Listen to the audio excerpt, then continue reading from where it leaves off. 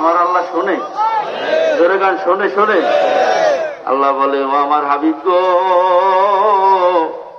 ওয়াইজা সালাকা ইবাদি আন্নী ফাইন্নী করিব উজিবু দাওয়াতাদ দাঈ ইযা দানি।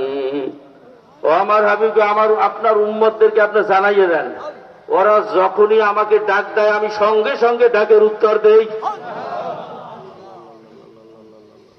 কে উত্তর দেয়? কথা কয় না।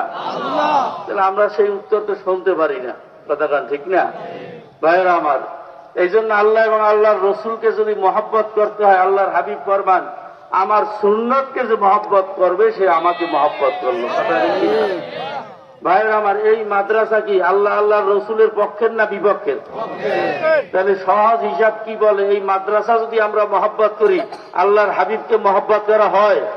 কথা কয় না? আল্লাহকে মহব্বত করা হয়? কারণ এই মাদ্রাসায় আল্লাহর কথা পড়ানো হয়। কোরআন কার কথা? কথা কয় না, কার কথা? আল্লাহর কথা এই মাদ্রাসায় পড়ানো হয়। তাহলে এই ঘরটা কার ঘর? নবীর হাদিস, নবীর কথা এই মাদ্রাসায় পড়া হয়, এই ঘরটা কার ঘর? নবীর ঘর। যে ঘরে আল্লাহর কথা পড়ানো হয়, যেই ঘরটার ভিতরে নবীর কথা পড়ানো হয়, এই ঘরকে যদি আমি মহব্বত করি, আল্লাহ এবং তার রসুলকে মহব্বত করা হয় কি হয় না? জোরে মুখ খুললে হয় কি হয় না?